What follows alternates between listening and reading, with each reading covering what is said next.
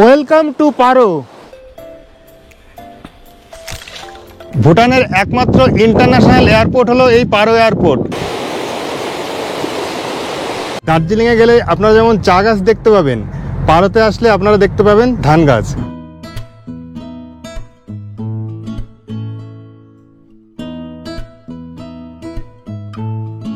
নেমে পড়েছি চেলালা পাসে। এটা কিন্তু ভুটানের সর্বোচ্চ মোটরেবল রোড। এই সামনে দেখছেন ওটাই হা ভ্যালি, ভুটানের হা ডিস্ট্রিক্টের মধ্যে পড়ে। এখানে দেখুন ওই যে রয়েছে টাংটাং গেলপোর মন্দির।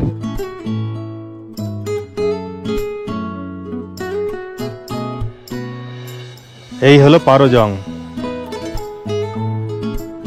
চলে এসেছি তাকসাং মনেস্ট্রি বা টাইগার নেস্ট মনেস্ট্রি যাওয়ার বেস ক্যাম্পে, national museum of Bhutan.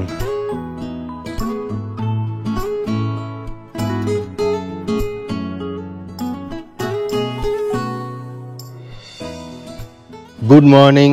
Bhutan ট্যুরের আজকে আমাদের চতুর্থ দিন। আজ আমরা থিম্পু থেকে যাব পারো, পারো থেকে চলে যাব চেলালা পাস, চেলালা পাস ঘুরে তারপর আবার পারোতে ফিরে আসব। পারোতে আজকে আমরা রাত্রিবাস করব। আমরা ব্রেকফাস্ট করতে বসে পড়েছি। ব্রেকফাস্টে আজকে আমাদের মেনু হচ্ছে পাস্তা, চিড়ের পোহা আর ডিমের অমলেট। আবার বলছি, খাবার দাবার নিয়ে কিছু বলার নেই, প্রত্যেকটা খাবার ভালো এখানে। একটা ব্যাপার হচ্ছে, আপনি এখানে তো কোনো ইন্ডিয়ান সিমের নেটওয়ার্ক পাবেন না, তাহলে বাড়ির সাথে যোগাযোগ করবেন কিভাবে? এখান থেকে আপনারা সিম নিতে পারবেন আপনারা আপনাদের আই কার্ড দেখিয়ে। 250 টাকা পড়বে, 90 টাকার টক টাইম দেবে এবং 1 GB ডাটা 7 দিনের ভ্যালিডিটিতে। তো আমাদের এখনও এটা নেওয়ার প্রয়োজন হয়নি, কারণ আমরা যে হোটেলে আছি সেখানে ওয়াইফাই আছে, সেই ওয়াইফাইয়ে কাজ চলে যাচ্ছে। যাওয়ার সময় আবার আপনাদের দেখিয়ে যাই, এই হচ্ছে আমাদের হোটেল, হোটেল ম্যাজেস্টিক।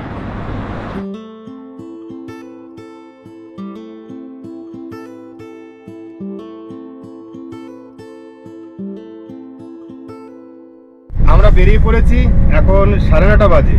থিম্পু থেকে চেলালা পাসের দূরত্ব 87 কিলোমিটার আর পারো 50 কিলোমিটার। যাওয়ার রাস্তাটা অনেক সুন্দর, বিভিন্ন জায়গায় সাইট সিইং করার মতো আছে। সেই সমস্ত জায়গা আপনাদের দেখাতে দেখাতে নিয়ে যাব চেলালা পাসে। বুঝতেই পাচ্ছেন, সম্পূর্ণ অচেনা অদেখা ভিন্ন একটি দেশ। এখানে হোটেল বা গাড়ি বুকিং করা একটু চাপের আছে, তাই আমরা এই ট্যুরটা আমাদের পরিচিত এজেন্সি ট্যুর কিংডমের সাথে করেছিলাম। 5 রাত 6 দিনের জন্য আমাদের টোটাল খরচ হয়েছিল 1,40,000 টাকা। আপনারা যদি যেতে চান তাহলে নিচের এই নাম্বারে কল করে নেবেন। মনে রাখবেন, গ্রুপের লোক সংখ্যা যত বেশি হবে পার হেড খরচ তত কম হবে। নেপাল এবং ভুটান এমনই দুটি দেশ যেখানে আমাদের ভ্রমণ করতে কোনো পাসপোর্ট লাগে না। আপনারা যদি ভাবেন যে কোন দেশ ঘুরবেন, আমি নেপালও ঘুরেছি আর এখন ভুটান ঘুরছি। নেপাল কিন্তু অনেক বেশি অপরিষ্কার, রাস্তাঘাট অনেক খারাপ।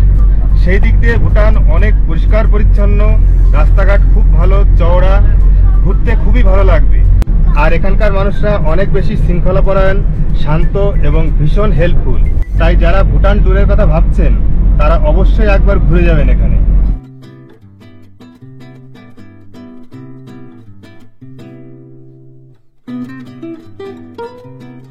থিম্পু থেকে 29 কিলোমিটার চলে এসেছি। এই জায়গাটার নাম হচ্ছে চুজুম। এখানে রাস্তা দুটো ভাগে ভাগ হয়েছে। সোজা গেলে আপনি ফুন্টসোলিং পাবেন আর ডান দিকে গেলে পারো। আমরা ফুন্টসোলিংয়ের দিক থেকে এসছিলাম, এখন পারোর দিকে যাচ্ছি। আর এটা হলো চুজুম ব্রিজ, যেটা ওয়াংচু বা থিম্পুচু নদীর উপরে অবস্থিত। ওয়াংচু নদী ডান দিকেরটা, এটি থিম্পুর থেকে এসছে। আর বাদিকে পারোর থেকে এসছে পারোচু নদী বা পাচু নদী। চুজুমে এই দুটি নদী মিলিত হয়ে ওয়াংচু নামেই ইন্ডিয়ার দিকে প্রবাহিত হয়েছে।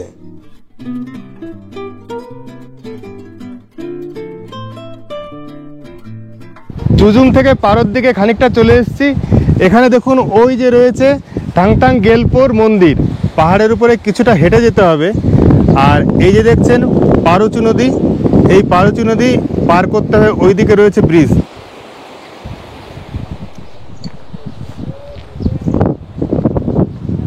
এই মন্দিরের এন্ট্রি ফি অ্যাডাল্টের ক্ষেত্রে, মানে 18 বছরের উপরে যদি বয়স হয় তাহলে পার হেড 300 নুলট্রাম, আর 18 বছরের নিচে হলে 150 নুলট্রাম।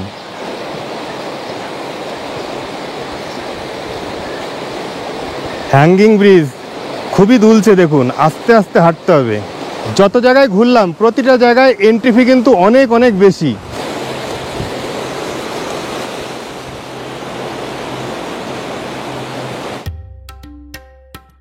আপনাদের বলেছিলাম যে ভুটানের মানুষরা তাদের রাজাকে দেবতা হিসাবে মানে, সেই জন্য বিভিন্ন জায়গায় আপনারা এই ভুটানের রাজার ছবি দেখতে পাবেন।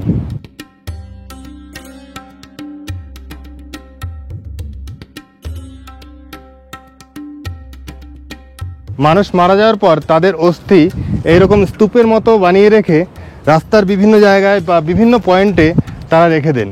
আর এগুলো হচ্ছে প্রে হুইল, এগুলো ক্লকওয়াইজ ঘোরাতে হয়।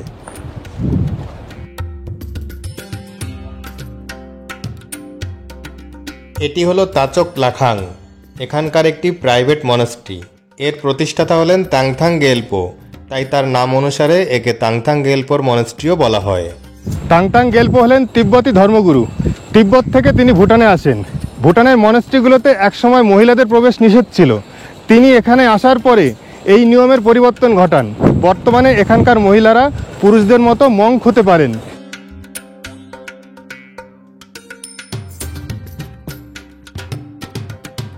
মন্দিরের ভেতরে কোনো ক্যামেরা অ্যালাউ নেই, সেজন্য ভেতরটা দেখাতে পারলাম না আপনাদের। এই দেখুন, এটা হচ্ছে পারোচু নদী, একদম নদীর কাছে চলে এসেছি। নদীর জল খুবই ঠান্ডা।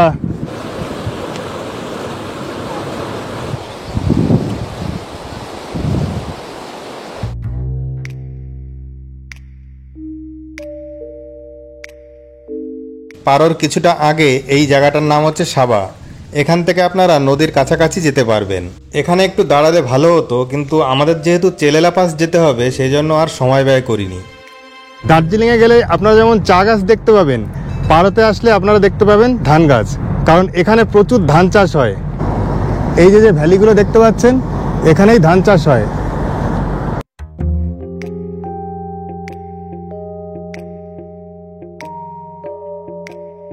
পারোর সৌন্দর্য অনেকটাই লুকিয়ে আছে থিম্পু থেকে পারো যাওয়ার পথে।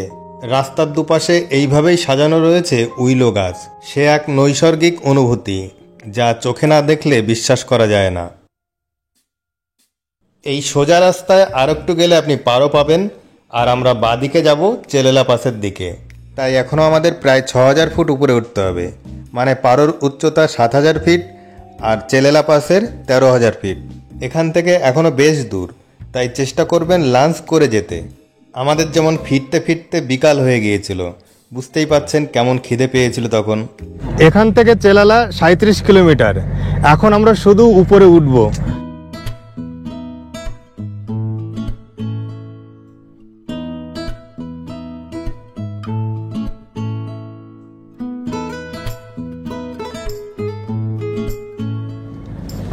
ওই দেখছেন এয়ারপোর্ট, পারো এয়ারপোর্ট।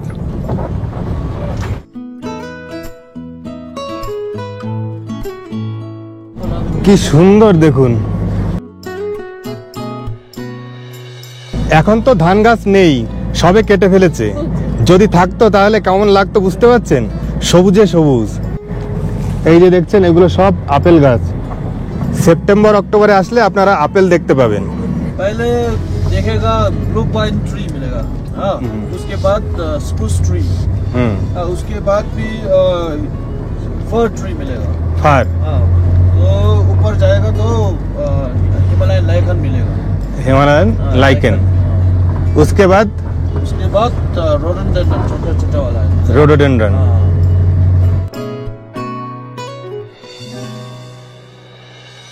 দেখুন, পাহাড়ের ভেতর দিয়ে আঁকাবাঁকা রাস্তা দিয়ে যাচ্ছে, কিন্তু কখনোই কোনো হর্ন বাজাচ্ছে না। মানে অদ্ভুত একেবারে।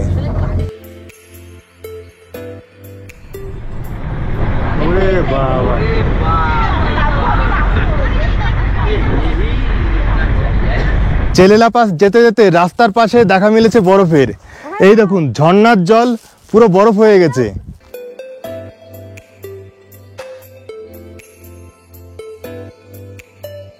এই দেখুন, যাওয়ার পথে একদম পরিষ্কার বরফ, একদম উপর থেকে নেমে আসছে।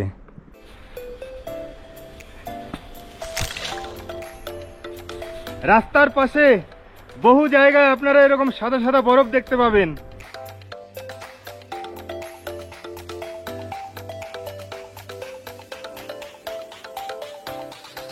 নেমে পড়েছি চেলালা পাসে। এটা কিন্তু ভুটানের সর্বোচ্চ মোটরেবল রোড।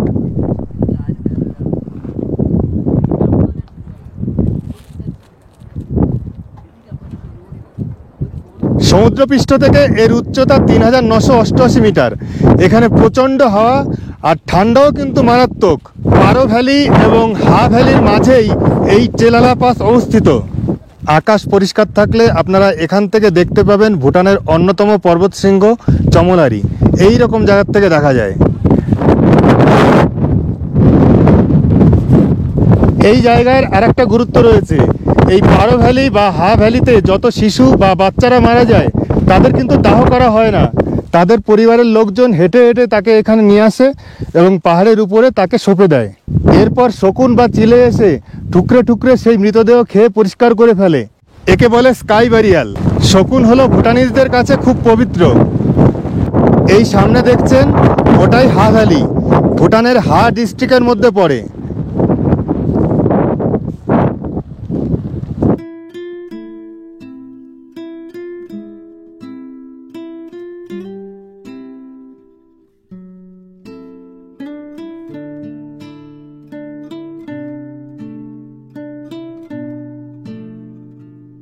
গাড়ি থেকে যেখানে নেমেছি সেখান থেকে ট্রেকিং করে 1-2 কিলোমিটার উপরে চলে গিয়েছিলাম। এবার আবার নিচে নামছি।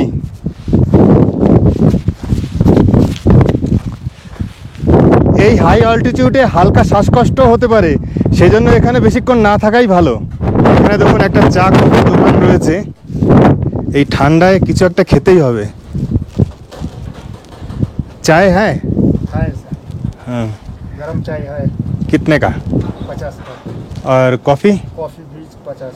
50।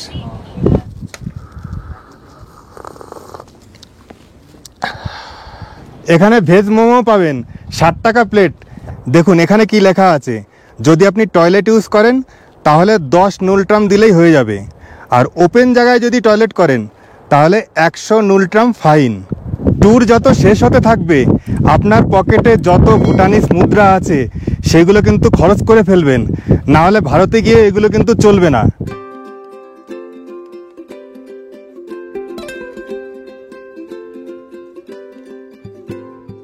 প্রায় 1 থেকে 1.5 ঘন্টা চেলালা পাসে কাটানোর পর এবার আমরা ফিরে যাচ্ছি পারোতে।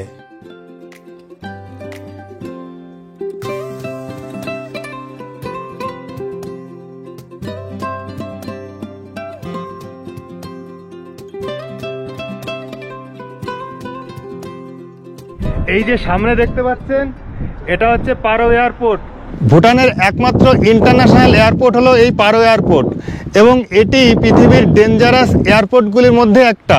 তার কারণ হলো এই এয়ারপোর্টের চারপাশটা দেখুন পাহাড়ে ঘেরা। ফ্লাইট নামানো বা ওঠানোর ক্ষেত্রে দূরের থেকে কিন্তু দেখাটা খুব টাফ হয়ে যায়। আর এর রানওয়ে কিন্তু খুব ছোট। দেখুন এখান থেকে এই দিকে এই পর্যন্ত। এখানে দেখুন একটা বাস রয়েছে, তাতে কি লেখা, নো ফুড নো লাইফ। বিভিন্ন রকম খাবার পাবেন এখানে, বার্গার, নুডলস, কোকা, সসেস, এই সমস্ত। সসেস कितने का? प्लेन का 100 प्लेट का। हाँ, और ने स्पाइसी? स्पाइसी खाने से 120 प्लेट का। 120। प्लेट का 2 पीस होगा। ओह अच्छा, ठीक है। तो मेरे को एक प्लेन और एक स्पाइसी दीजिए। हो जाएगा, हो जाएगा। একটা স্পাইসি আর একটা প্লেন সসেস। ঝাল ছাড়াটা এটা খা। এটা খা। এইটুকু কেন?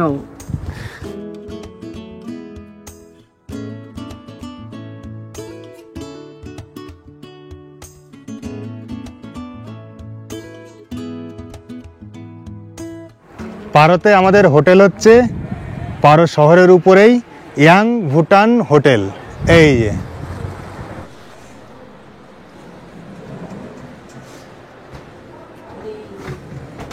এই লিফটের জন্য কার্ড দিয়েছে। এই কার্ডটা এখানে রাখলে লিফট আপনাকে অ্যালাউ করবে। তারপর আপনি যে ফ্লোরে যেতে চান সেই ফ্লোরে যাবেন।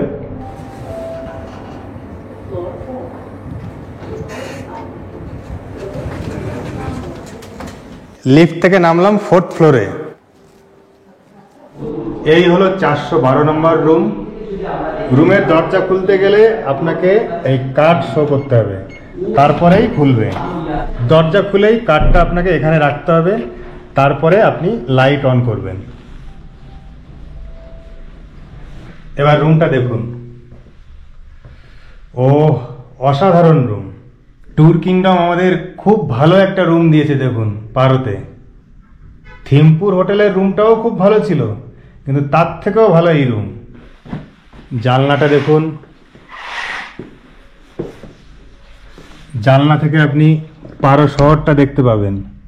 এখানে রয়েছে রুম হিটার, রুমের মধ্যে দুটো জলের বোতল রয়েছে, আর চা বানানোর সামগ্রী সবকিছুই রয়েছে এখানে। এই হলো বাথরুম, উপরে গিজার, পরিষ্কার পরিচ্ছন্ন বেসিন, মিরর, উপরে তোয়ালে রয়েছে। এদিকটা দেখুন শাওয়ার পয়েন্ট, এখানে শাওয়ার জেল এবং শ্যাম্পু রয়েছে দেখুন। তো রুম কেমন লাগলো বলো? রুমটা খুবই সুন্দর, মানে সাজানো গোছানো, ঝা চকচকে, একদম মনে হচ্ছে নতুন তৈরি হয়েছে। পারোতে ফিরতে আমাদের একটু দেরি হয়ে গেছে, এবার আমরা লাঞ্চ করব। এই রেস্টুরেন্টের নাম হচ্ছে এস টিস রেস্টুরেন্ট অ্যান্ড বার। এই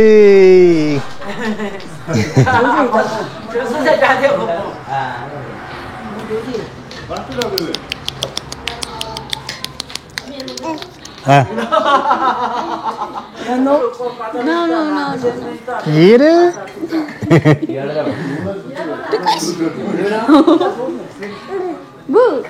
রাইস আর ডাল 70 টাকা। আমরা 1 প্লেট চিকেন চাও নিয়েছি 130 টাকায়, খুবই টেস্টি।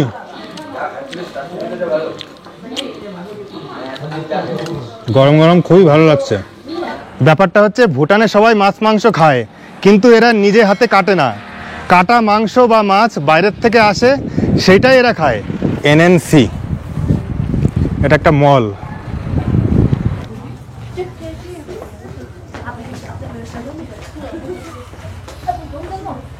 এই জ্যাকেট এখন 1470-এ বিক্রি হচ্ছে এইটা, আর এটা হচ্ছে 1502। এগুলো 315-তে, আর এখানে রয়েছে 263 টাকায়। 420, এটা 441।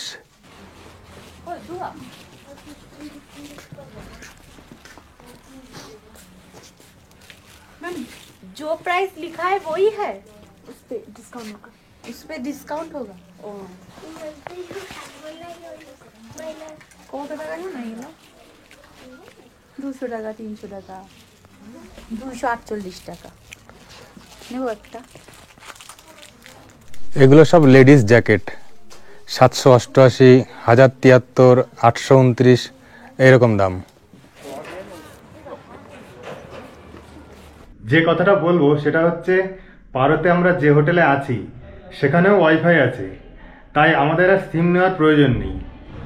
ওয়াও, রাতের বেলায় পারো শহরটা দেখুন, অপূর্ব সুন্দর। রিসেপশনে আসলেই আপনারা দেখতে পাবেন ভুটানের রাজারানীর সাথে আমাদের প্রধানমন্ত্রী নরেন্দ্র মোদীকে। এই হোটেলের ওয়েটিং রুম দেখুন কত সুন্দর। এখানে এই ছবিটা দেখুন, এই যে টাইগার নেস্ট, আমরা ওখানেই যাওয়ার চেষ্টা করব কালকে। আর এটা হচ্ছে দোচুলার সেই চটেন, এই জায়গাটা হচ্ছে সেলফি পয়েন্ট। এখানে ডিনার টাইম হচ্ছে সন্ধ্যে 7টা থেকে 9টা, সব কিছু একসঙ্গে নিয়ে বসে গেছি। আমি আপনাদের একটুখানি চিকেনের সাথে রাইস দিয়ে খেয়ে দেখাই। সব খাবারের টেস্ট বলা সম্ভব হচ্ছে না, প্রচণ্ড খিদে পেয়েছে। চিকেন কারিটা খুবই টেস্টি হয়েছে, প্রায় আমাদের বাড়ির মতো। তো ফের আরেকবার শেখরদাকে ধন্যবাদ দেব, খুব ভালো অ্যারেঞ্জমেন্ট করেছে। শুধু যে ভালো হোটেল বা ভালো গাড়ি দিলেই হয় না, টোটাল অ্যারেঞ্জমেন্টটাও ভালো হতে হয়।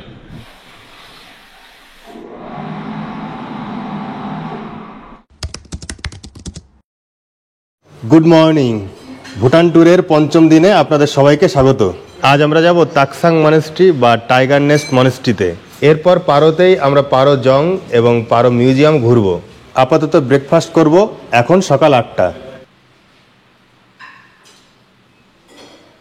ব্রেকফাস্টে রয়েছে কর্নফ্লেক্স, ব্রেড, এটা অমলেট, ফ্রুটস, পুরি, সবজি, এখানে চা আছে, জুস, বাটার, জ্যাম। সব কিছু নেওয়া হয়নি, যেগুলো ইচ্ছা হলো সেগুলো খাচ্ছি। যে পুরি খাচ্ছি সবজি দিয়ে, খুব ভালো। এবার কর্নফ্লেক্স খাচ্ছি দুধ দিয়ে।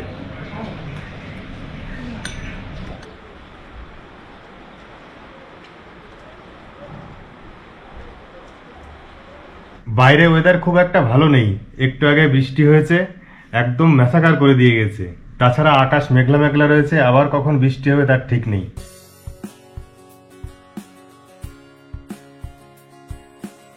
আমরা প্রথমে চললাম টাইগার নেস্ট বা তাকসাং মনেস্ট্রির দিকে। দেখি যদি ট্রেকিং করা যায় তাহলে অবশ্যই করব, না হলে বেস ক্যাম্প থেকেই ফিরে আসব। পারো থেকে এই বেস ক্যাম্পের দূরত্ব 10 কিলোমিটার। সেখান থেকে আরও 6-7 কিলোমিটার ট্রেকিং করলে পাহাড়ের উপরে পাবেন টাইগার নেস্ট মনেস্ট্রি বা তাকসাং মনেস্ট্রি।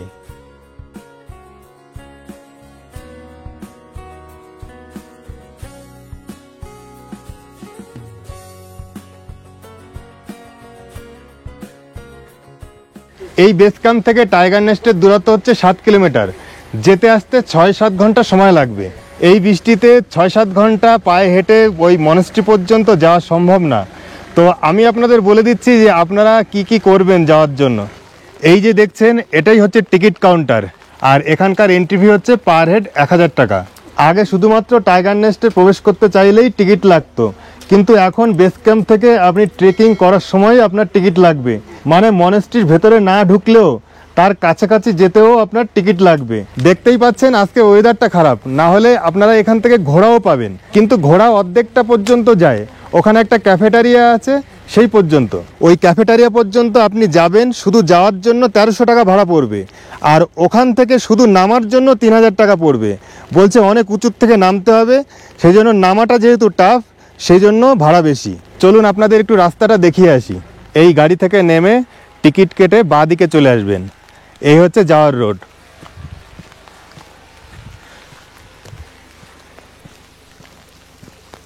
কেদারনাথের মতো এই রাস্তা কিন্তু পাকা না, পুরোটাই মাটির রাস্তা, সেই জন্য যাওয়াটা কিন্তু রিস্ক এই বর্ষার সময়। দেখুন এই রকম রাস্তা।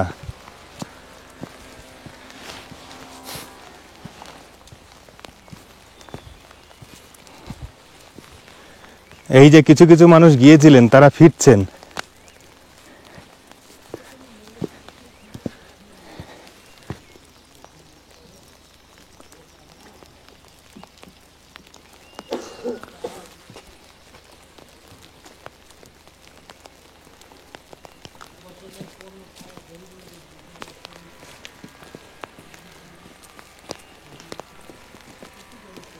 ট্রেকিংয়ের জন্য এনাদের হাতে যে লাঠি দেখছেন, এক পিস 100 টাকা, এবং সেটা কিন্তু এসে ফেরত দিতে হবে।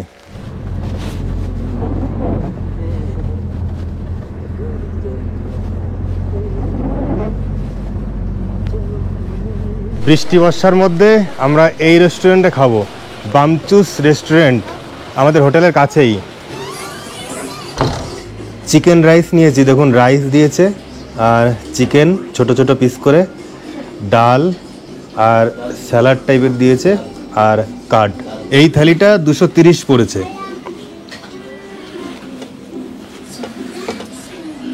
খুব ভালো টেস্ট। এখন আমরা যাচ্ছি পারো মিউজিয়াম এবং পারো জং দেখতে।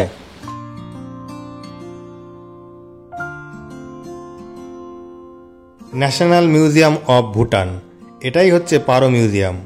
এটি পারো শহর থেকে 3 কিলোমিটার দূরে।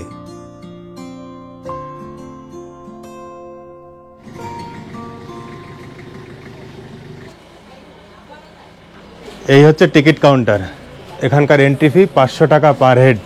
এই মিউজিয়াম কিন্তু আগে ওয়াচ টাওয়ার ছিল। যখন এই ওয়াচ টাওয়ার ছিল, সেই ওয়াচ টাওয়ার থেকে নিচে যে পারো জং আছে সেটাকে নজরদারি করা হতো। বর্তমানে এগুলি করা লাগে না, সেই জন্য একে মিউজিয়াম করে দিয়েছে। এই হচ্ছে মিউজিয়াম। ভেতরে দেখার মতো অনেক কিছুই আছে, কিন্তু ক্যামেরা অ্যালাউ নেই। তাছাড়া 500 টাকা এন্ট্রি ফি, বুঝতেই পাচ্ছেন এর জন্য 500 টাকা খরচ করাটা একটু বাড়াবাড়ি মনে হচ্ছে আমার। আর এই এন্ট্রি ফিগুলো কিন্তু প্যাকেজের মধ্যে ইনক্লুড না। এই দিকটায় ঠিক এর নিচে রয়েছে পারো জং।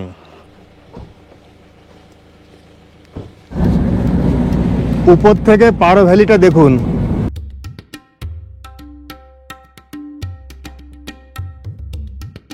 এবার চললাম পারো জংয়ে। এই হলো পারো জং। আর পারো জংয়ে ঢোকার জন্য এই ছিল টিকিট কাউন্টার।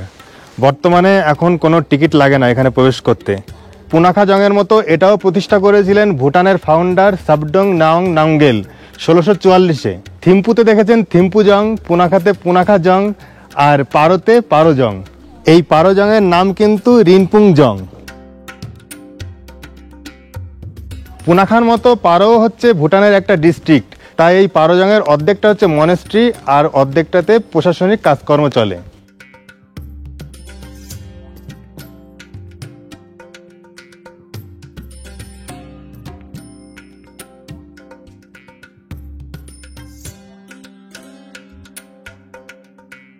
পুনাখা জংয়ের মতো এতটা বড় না হলেও পারো জং কিন্তু ভুটানের অন্যতম বৃহৎ একটি জং। এর ভেতরে রয়েছে 14টি উপাসনা গৃহ, যার 2-1টিতে আপনি প্রবেশ করতে পারেন। জংয়ের ঠিক মাঝখানে রয়েছে সেন্ট্রাল ওয়াচ টাওয়ার, এখান থেকে পুরো জংটা নজরদারি করা হয়। এর নিচে রয়েছে কারাগার। দেখুন আমরা রয়েছি পারো জংয়ে, আর পারো জংয়ের ঠিক উপরের দিকে এই দেখুন, এটা হচ্ছে মিউজিয়াম। আপনাদের বলেছিলাম এটা আগে ছিল ওয়াচ টাওয়ার, ওই ওয়াচ টাওয়ার থেকে এই পারো জংয়ের উপরে নজরদারি করা হতো।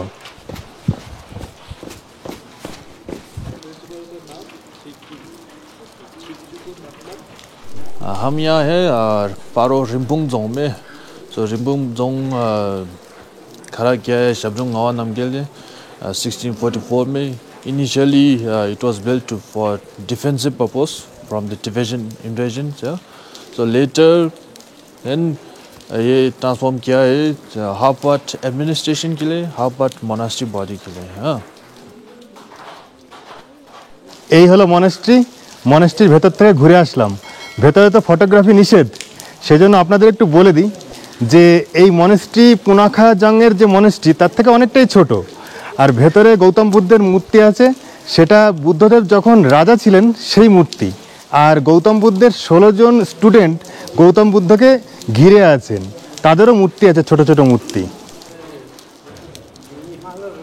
সকাল 9টা থেকে বিকাল 5টা পর্যন্ত এই পারো জং খোলা থাকে, সুতরাং এই টাইমের মধ্যেই আসবেন। এই পারো জংয়ের এখান থেকে দেখুন খুব সুন্দর ভিউ। আর এই দিকে রয়েছে এয়ারপোর্ট।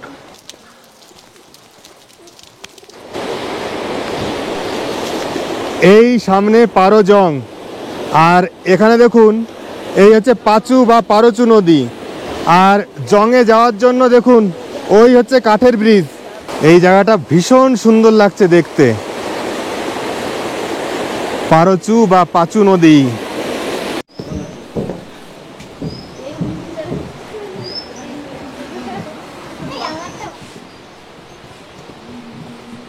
এক কথায় বলা যায় এই পারো জংকে প্রোটেকশন দিচ্ছে এই পাচু নদী। আগেকার দুর্গগুলো এইভাবেই তৈরি হতো। এবার দেখুন কোথায় চলে এসেছি, এই যে সামনে প্রেম চোডেন হ্যান্ডিক্রাফট। এখানে আপনারা বিভিন্ন রকম হ্যান্ডিক্রাফটের জিনিস পাবেন এবং ভুটানি পোশাক ভাড়া করে আপনারা এখানকার ট্র্যাডিশনাল ভুটানিজদের মতো সাজতে পারবেন।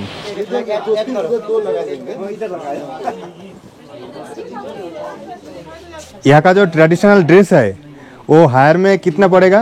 300 पर पर्सन। फोटो खींचने के लिए? हाँ जी, बाहर का व्यू अच्छा है, वहाँ पे हमारा जोन है, बैकग्राउंड अच्छा होगा, सो इट्स बेटर आप बाहर जाके फोटो खींच सकते हैं, अच्छी फोटो आएगा, इसलिए इतना ही है हमारा ड्रेस का।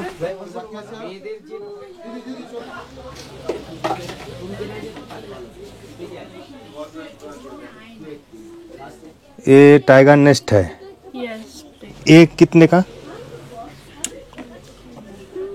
650। 650। Yes. और उसका पास? कौन सा है? हाँ। ये 650। और बड़ा वाला? 1400। ओ 1400। अंदर? 1200 बड़ा वाला। 3200 2200. Oh, 2200 Yes, sir. This is 650. 650 This is 850. 850 450. 450 450. 450 350. 350 650. 750. 250. 1200. 750. 350. 550. This is all 550. ডিনারে নিয়েছি রাইস, আলু ভাজা, এখানে স্যালাড রয়েছে, আর ফুলকপির একটা সবজি, আর মাছের কালিয়া, এখানে রয়েছে স্যুপ, আর এখানে ছোলার ডাল। খাবার দাবার নিয়ে এখানে কোনো প্রবলেম নেই আমাদের। আজ সারাদিন আমাদের বৃষ্টি বর্ষার মধ্যে দিয়ে কাটলো। কাল খুব ভোর থাকতে আমাদের বেরিয়ে যেতে হবে জয়গাঁওর উদ্দেশ্যে। -3 ডিগ্রি হচ্ছে পারোর বর্তমান টেম্পারেচার। পাহাড়ের উপরে বরফ জমে গেছে। তো এখন আমরা বাড়ি যাচ্ছি। এই কয়েকদিন ভুটান খুব ভালো ঘুরলাম।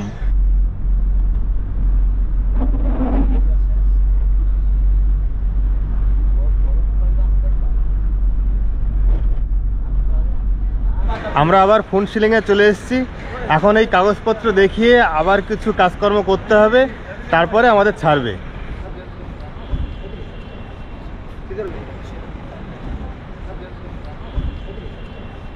किधर